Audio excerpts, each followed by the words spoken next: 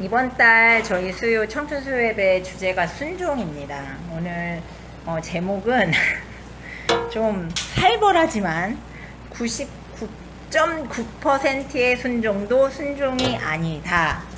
이것이 오늘 설교의 순종의 주제입니다.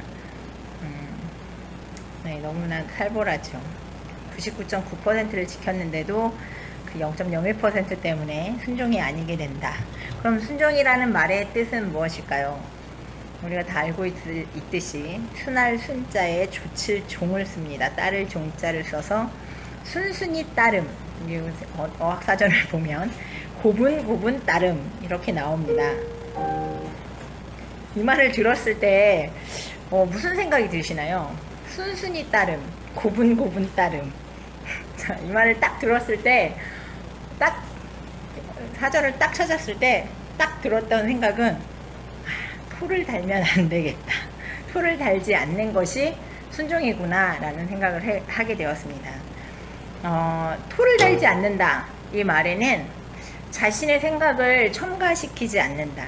그러니까 하라고 하면 즉각적으로 하는 것. 이것이 순종이다 라는 생각을 퍼뜩 들더라고요. 네, 40년을 넘게 모태신앙은 신앙은 아니지만 40년을 넘게 신앙생활을 하면서 저 역시 순종이란 말을 엄청 많이 귀에 모시박이에 들었는데도 그럼에도 불구하고 잘 안 되는 것이 또 이 순종의 삶이고, 또 그만큼 순종의 삶이 안 되기 때문에 순종해라 이렇게 모시박이게 이 이야기를 듣는 것이 아닐까라는 생각을 해봅니다. 왜 순종이 힘들까요? 왜? 우리 집 애들한테도, 그냥 그거 그만하고 이거 해. 이렇게 얘기하면, 나오는 반응이 항상 조금만, 잠깐만, 이따가, 이렇게 이야기합니다. 이건 순종이 아니죠. 왜 순종이 아닙니까? 바로 즉각적으로 행동하지 않기 때문에 이것은 순종이 아니라고 하는 겁니다. 10분 있다 할게, 20분 있다 할게, 하루 지나서 할게, 한 달 지나서 할게는 순종이 아닙니다. 그 자리에서 바로 돌이켜 움직이는 것이 순종입니다. 부모 입장에서 어떤 아이가 예쁠까요? 이거 이제 그만하고 움직여. 네, 알았어. 하고 있었어 라고 하면 얼마나 예쁘겠습니까? 이게 부모의 심정이 아닐까 생각을 해봅니다. 제가 또 그래서 궁금해서 이 순종이라는 단어를 성경에서 한번 검색해 봤어요. 순종이라는 단어가 성경에 몇 번 나올 것 같습니까? 많고 많은 이 성경 말씀 중에 순종이라는 단어가 몇 번이 나올까요? 수천 번 나올 것 같죠? 또 근데 그렇지 않습니다. 저도 엄청나게 많이 나올 줄 알았는데 막상 또 그렇지 않더라고요. 성경 신구약을 통합해서 128번의 순종이라는 단어가 나오는데, 그러니까 순종이라는 단어가 이렇게 나오도 딱 절로 따지라면 그 절수로 128번이 나오게 되는데, 그 중에서도 제가 이 요시야 왕을 오늘 주제 본문 말씀으로 삼은 것은 구약 성경에 나온 순종의 말씀들을 보다 보니까 어떻게 나오냐면 다 순종하지 아니하여, 순종하지 아니하여 이렇게 나오거든요. 그러니까 순종하지 않는 것에 대해서 너무 많이 나오는 거예요, 이 성경 안에서. 그런데 순종하는 인물이 나옵니다. 누구의 행함 같이, 이렇게 누구의 행함 같이 너희가 순종하면, 이렇게 대표적인 인물이 나와요. 그 인물이 누굴까요? 구약 성경에서 누구의 행함 같이 순종하면, 이렇게 하나님께서 말씀하세요. 성경에 아브라함 같이 땡 누구 같이? 힌트는 왕이에요. 지금 왕에 대해서 얘기하는 거니까 힌트는 그렇죠. 다윗의 행함 같이 이렇게 나옵니다. 다윗의 행함 같이 순종하면 너희가 복을 받아. 다윗의 행함 같이 순종하면, 이게 반복해서 나와요. 근데 다윗의 행함 같이 순종한다라는 게 솔로몬에게 얘기하거든요. 너가 네 아비 다윗의 행함 같이 순종하면 너도 이렇게 내가 하겠다. 근데 솔로몬이 처음에는 다윗의 행함 같이 순종하는 듯 하였지만 마지막에는 그렇지 못함을 보게 되죠. 그런데 그 말씀을 따라가다 보니까 요시야 왕이 나오더라고요. 이 요시야 왕을 보면서 순종함이 무엇인지를 좀 더 깊이 생각하게 되었어요.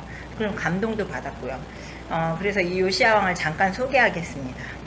요시야라는 그 이름의 뜻은 여호와께서 고쳐주신다, 여호와께서 주소서, 여호와께서 지지하신다 라는 뜻을 갖고 있습니다. 유다의 제16대 왕이었고요. 그 유다 왕국이 마지막 종교적 부흥기를 이렇게 주도했던, 그래서 국가의 독립성을 유지했던 이런 경건한 왕입니다. 근데 이 왕은 몇 살의 왕이 되었게요? 몇 살의 왕이 되었을까요? 바로 지금 이 자리에 있는 우리 은율이와 같은 8살에 즉위를 했다고 합니다. 만으로 8살이거든요. 뭐 한국 나이로는 뭐 10살이지만 어쨌든 그 또래의 아이였을 거라는 거죠. 8살에 즉위해서 31년간을 통치하면서 다윗의 하나님을 찾고 하나님의 뜻에 따라 행동하기를 원했다라고 성경에 기록됩니다. 그러니까 다윗이 행함 같이 순종했다. 그러니까 다윗의 길로, 다윗의 하나님의 길로 행하기를 원했다. 이렇게 나옵니다. 그런 모습을 통해서 이 어린 나이에 즉위했음에도 불구하고 다윗의 뜻대로 다 살아가고자 했구나. 이런 모습을 보면서 너무 감동하게 되었어요. 근데 너무 또 신기한 것은 할아버지와 아버지는 여호와께 악을 행했다 이렇게 나오거든요. 또 잠시 뒤에서 또 이야기를 하겠습니다. 자, 그거를 생각하면서 이 아이가 어떻게 이 아이는 다윗의 하나님의 길로 행하려고 했을까? 라는 생각. 그리고 20살 때 우상을 파괴하고 이제 본격적으로 이런 종교 개혁을 하게 나서게 됩니다. 가증한 이교적 예배를 금지하게 되고 이제 하나님께 예배드리는 성전을 수리하고 복구하는 이런 과정들을 행하게 됩니다. 성군이었어요, 완전. 그러면서 그 성전을 수리하고 하는 과정에서 헌금함에서 이제 율법책이 발견이 되고 그때의 그 대제사장이었던 힐기야를 통해서 이제 율법책의 내용들을 이제 듣게 됩니다. 요시야를 크게 감동시켰던 말씀이 신명기 28장에서 30장 내용이라고 하는데, 바로 내가 마음을 다하여 뜻을 내, 이런 거죠. 순종함으로 받는 복과 불순종함으로 받는 저주. 그러니까 복 받는 길은 이렇다라는 이야기를 들으면서 맞아, 이제 이렇게 완전히 깨닫게 되죠. 그러면서 옷을 찢고 애통하고 통곡하면서 이제 하나님 앞에 회개하게 됩니다. 그리고 철저하게 겸손한 자세로 나아가고, 그때 선지자였던 이제 여선지자였는데 그 훌다를 찾아가서 예언의 말씀을 듣게 돼. 내가 어떻게 해야 되냐 그랬더니, 너가 이렇게 하나님의 뜻을 따라가니 하나님께서 이 죄를, 이 이스라엘이 그 역대 왕들이 지었던 죄를 다 없애주진 않겠지만 너가 이 나라를 통치하는 동안에는 내가 평화를 약속하겠다. 그리고 너가 재앙을 만나지 않고 평안히 조상들과 함께 묻힐 거다라는 이제 예언을 듣게 됩니다. 그러면서 이제 본격적으로 완전 종교 개혁에 박차를 가해서 이제 율법 중심의 이제 나라를 세우게 됩니다. 그때 백성들에게 이제 율법을 가르치죠. 내가 들은 율법의 내용, 너네 이거 지켜야 된다. 백성들에게 철저하게 율법을 지키게 하고, 온갖 그 산당과 우상들, 뭐 바알, 아세라, 1월 성신, 몰록, 드라빔, 뭐 이런 온갖 산당들과 우상들을 파괴하고 막 빻아서 가루를 만들거나 불살르고 막 이렇게 아주 살벌한 장면이 연출됩니다. 그리고 신접한 자나 박수, 모든 우상 숭배자들을 막 처형시키고, 인간적인 눈으로 봤을 때는 어쩌면 오히려 더 폭군같이 보였을 수도 있어요. 그렇지만 이렇게 개혁의 칼바람을 일으킨 그 하나님 보시기에는 정말로 순종한 삶의 왕이었다라는 것이죠. 이렇기 때문에 요시야의 기록과 이런 말씀이 하나님께서 뭐라고 말씀하셨냐면, 전에도 없었고 후에도 이런 이스라엘에 이런 왕이 없었다라고 평가되어집니다. 왕이라는 자리는 모든 권세를 갖게 되는 자리예요. 그만큼 책임과 권리가 주어지고, 백성들을 다스리고 나라를 지켜야 하는 어떤 그런 의무가 있지요. 많은 왕들이 이스라엘을 다스렸습니다. 그 왕 중에서 아까 말씀드린 하나님께 순종했다라고 인정받은 왕이 바로 다윗이었어요. 하지만 다윗이 완벽했습니까? 인간적으로 흠이 없었습니까? 그렇지 않습니다. 다윗도 인간적으로 연약했고 실수투성이었습니다. 그런데 왜 다윗은 100% 순종했다라고 인정받고 있습니까? 다윗은 선지자가 찾아와서 너 그거 죄야 라고 했을 때 바로 돌이켜 즉각적인 순종의 회개의 자리에 있었다라는 거죠. 즉각적으로 회개하고 애통하고 통곡하며 요시아와 같이 옷을 찢고 이런 회개의 삶이 나타났다라는 거죠. 우리는 너 그거 죄야 잘못이야 라고 얘기하면 어떻게 하냐, 너나 잘해 뭐 이렇게 제일 먼저 나오는 말이 그런 말이 아닐까 생각해 봅니다. 죄라는 말을 들었을 때 더 악해졌던 것이 아니라 우리가 해야 할 것은 돌이켜 회개하고 눈물로 통곡하며 하나님께 나아오는 것입니다. 그런데 왜 다른 많은 왕들은 하나님 앞에서 악하다라고 평을 받았을까요? 아까 말씀드렸지만 요시아의 아버지와 요시아의 할아버지 므낫세 그리고 요시아의 아버지는 아몬이었죠. 아몬 왕은 왜 하나님께 악을 행했다라고 표현이 될까요? 사탄에게 영혼이라도 팔았을까요? 인간적으로 보였을 때 너무 폭군이었을까요? 그냥 요시아를 보면서 많은 생각을 하게 되었어요. 할아버지와 아버지가 하나님 앞에서 악을 행했는데 왜 8살밖에 안 된 아이는 하나님을 찾았을까? 왜 다윗의 하나님의 길을 가고자 했을까?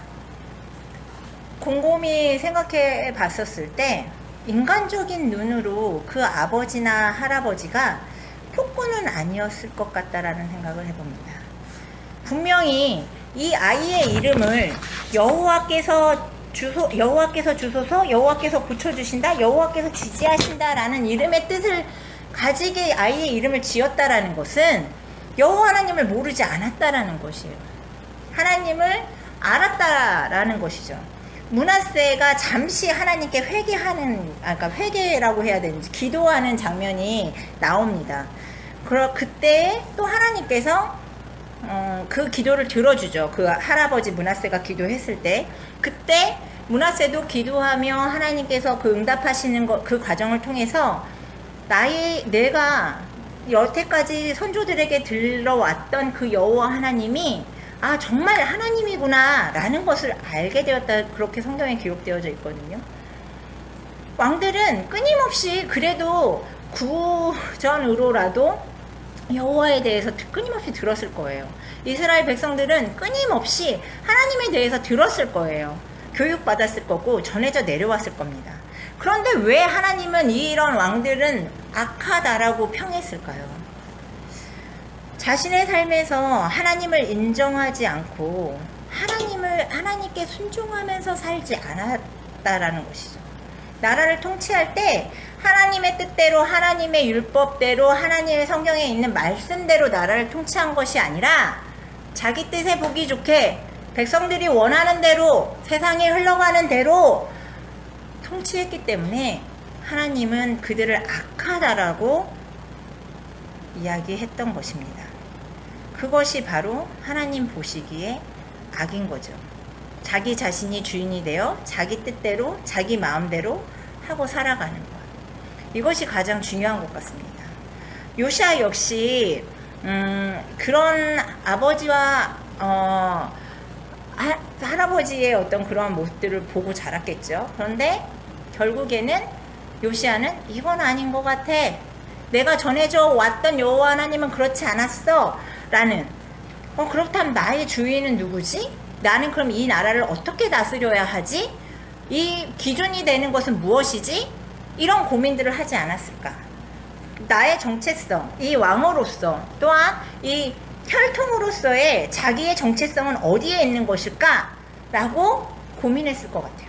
그렇기 때문에 그 자리에서 다른 자리로 옮겨올 수 있었고 다른 길을 찾을 수 있었을 것 같다라는 생각을 해봅니다. 많이 착각하고 살고 있는 것 중에 하나가 내가 하나님을 잘 믿기 때문에 뭐 아니면 나는 신앙생활을 오래 해왔기 때문에 옳게 가고 있을까요?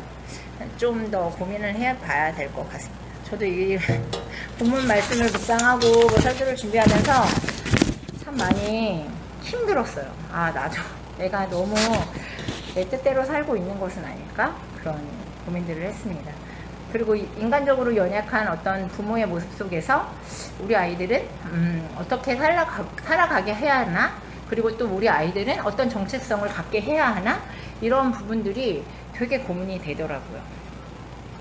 대조적으로 성경에서 사울 왕을 보게 되죠. 이제 왕을 주소서 이스라엘 백성들이 그렇게 외쳤을 때 하나님께서 첫 번째 왕으로 사울을 지명하십니다. 매우 겸손했던 자였고 자기는 되게 연약한 자라고 그렇게 이야기했던 사울이 모든 권세를 갖게 되었을 때 자신이 왕된 것이 하나님께로부터 온 것을 망각하고 자기가 주인이 된 사건이 벌어집니다.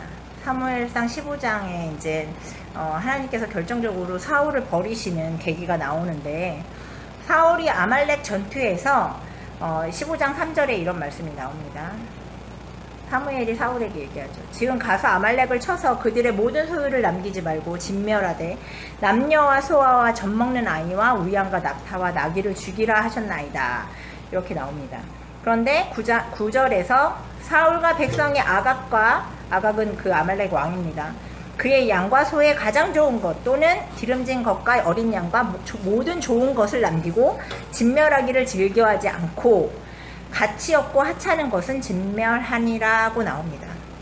가라 해서 갔고 쳐라 해서 쳤는데 어라 이거 괜찮은데 왜 이거를 없애라고 할까?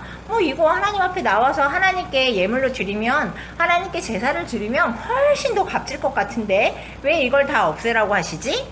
근데 이걸 갖다가 하나님 앞에 더 내어놓고 더 예쁘게 더 좋게 더 좋은 것으로 제사하면 하나님이 기뻐하시겠지?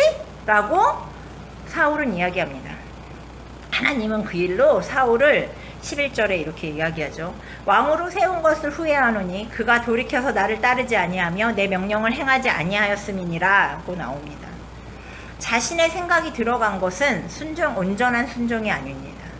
내가 지금은 이해가 되지 않더라도 하나님 말씀이 내 마음에 들렸을 때 우리는 바로 움직여야 합니다. 불순종이 무서운 이유는 한 번 불순종하면 그 한 번 불순종한 것이 내성을 만들어 버립니다. 한 번 처음엔 찔렸는데 뭐 어떻게 잘 넘어갔어요. 두 번 두 번째도 속네 넘어갑니다. 세 번째부터는 그것이 악인 줄 모릅니다. 맛있는 녀석들에 보면 이런 이야기가 나오죠. 처음 먹어본 사람은 있어도 한 번 먹어본 사람은 없다. 자, 죄도 마찬가지입니다. 한 번만 지을 수 있는 것이 죄가 아닙니다. 죄를 돌이키지 않으면 그 죄 앞에서 이것이 정말로 잘못된 것이다 라는 걸 깨닫지 않으면 죄는 반복하게 되고 급기야 나중에는 죄인지도 모르고 살아가는 경우가 되는 것입니다. 하나님은 죄악이라고 분명히 얘기하고 계신데 세상에서는 죄가 아니다 라고 하니 우리는 그렇게 살고 있는 것이 죄가 아닌 줄 알고 살고 있는 경우가 너무나도 많습니다. 세상은 이런데 모든 사람들이 다 이렇게 사는데 나는 뭐 어때 라고 하는 그런 자기 합리화 역시 하나님 앞에서는 분명한 죄이고 불순종입니다. 불순종이 왜 죄입니까? 그것은 하나님보다 앞서기 때문입니다. 하나님보다 중요한 것이 있기 때문입니다. 하나님보다 이것이 낫다 그것을 선택하기 때문입니다. 결국 불순종은 우상숭배와 같은 죄입니다. 하나님께서 제일 싫어하는 것이 나 외에 다른 신을 섬기지 말라. 제1계명 우상숭배입니다. 나보다 더 앞서가는 것이 있고 하나님보다 더 좋은 것이 있다는 것은 그것이 바로 우상이 되는 것입니다.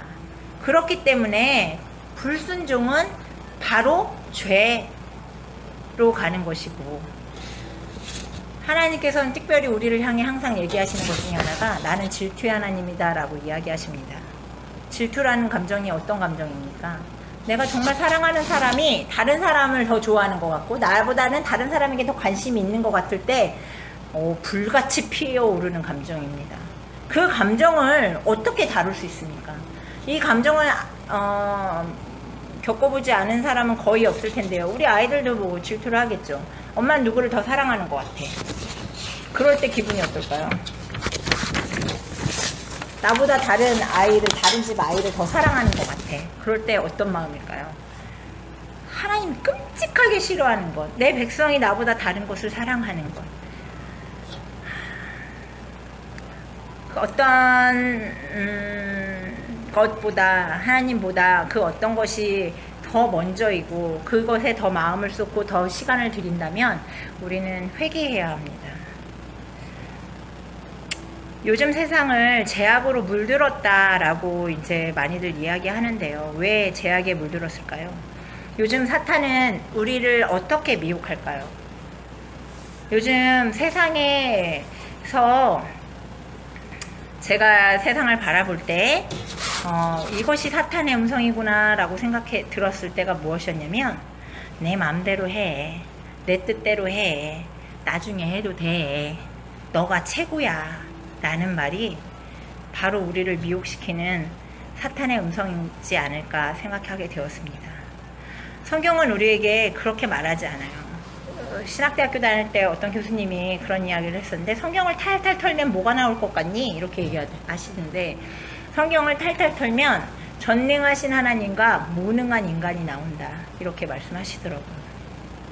그것이 우리에게는 진리이고 율법입니다. 전능하신 하나님이기 때문에 무능한 인간은 전능하신 하나님이 하라고 하는 대로 따라야 하는 것입니다. 그럴 때라야 비로소 내가 하나님 뜻대로 산다라고 방향을 정한 그 순간부터 하나님께서는 일하시고 하나님께서는 우리에게 복 주기를 원하신다는 것이 이 성경의 기록입니다. 요시야 왕이 8살의 왕이 되어, 저는 이 말이 너무 감동적이었어요. 8살의 왕이 되어 하나님의 뜻대로 살기로 결정하고 그대로 행동합니다.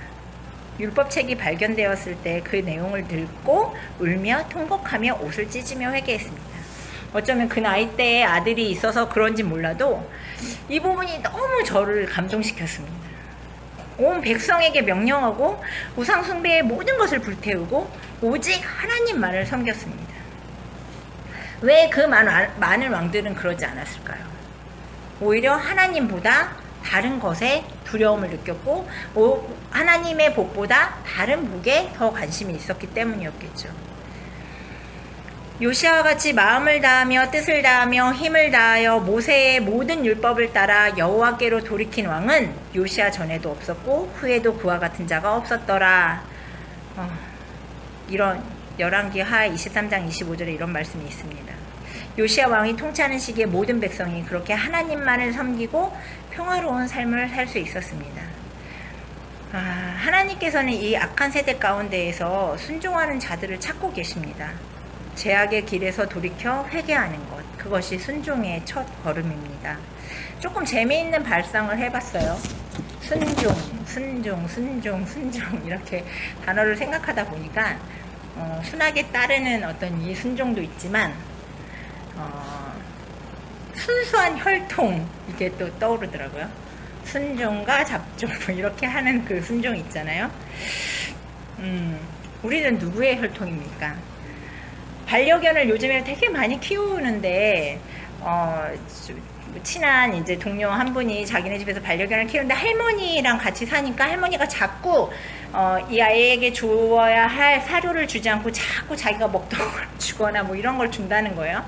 그럼 그 할머니에게 이제 얘기한다는 거죠. 엄마 왜 자꾸 얘를 똥개를 만들려고 해? 이렇게 얘기하는 거예요.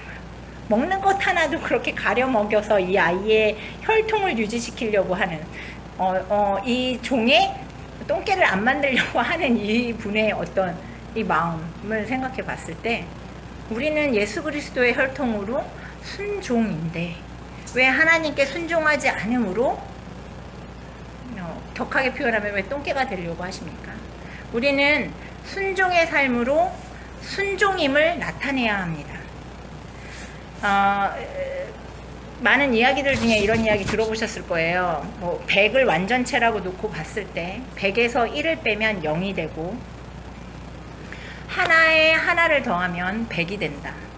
숫자적으로는 수학적으로는 말이 안 되는 말이지만 우리 전부에서 하나님 한 분을 떼면 우리는 아무것도 아닌 인생이 됩니다. 그런데 우리 하나에 하나님 한 분을 붙이면 그 모든 것이 완전하게 됩니다. 여기에 하나라도 혼탁한 것이 스며든다면 우리는 0이 되는 것이고 아무런 가치가 없는 것이 됩니다. 예수님께서도 늘 하나님 뜻대로 산다라고 말씀하셨습니다. 나는 나의 뜻대로 하려 하지 않고 나를 보내신 이의 뜻대로 한다라고 말씀하셨습니다.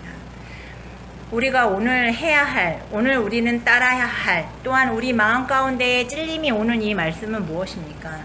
여러분이 하나님 앞으로 돌이켜야 하는 삶의 자리는 어디입니까? 로마서 6장 16절 말씀으로 오늘 말씀을 마무리하겠습니다. 너희 자신을 종으로 내주어 누구에게 순종하든지 그 순종함을 받는 자의 종이 되는 줄을 너희가 알지 못하느냐? 혹은 죄의 종으로 사망에 이르고 혹은 순종의 종으로 의에 이르느니라. 이 시간 온전히 나를 위해 좀 기도하는 시간이 되기를 소망합니다. 하나님께 돌이켜 마음을 정하고 뜻을 다하고 힘을 다하여 하나님만을 섬기기로 작정하는 시간이 되었으면 좋겠습니다. 하나님, 저의 죄를 용서하시고 하나님보다 앞서 생각하고 하나님보다 앞서 좋아했던 것들을 내려놓고 오직 하나님 말씀에 의지하여 하나님만을 순종하기 원합니다. 아주 작은 사소한 것 하나까지도 나의 생각이 아닌 오직 하나님의 말씀을 기준으로 살게 하여 주옵소서. 좀 이렇게 기도하신 후에 또한 각자 가지고 나오신 기도 제목으로 기도하시고 자유로 돌아가셨으면 좋겠습니다.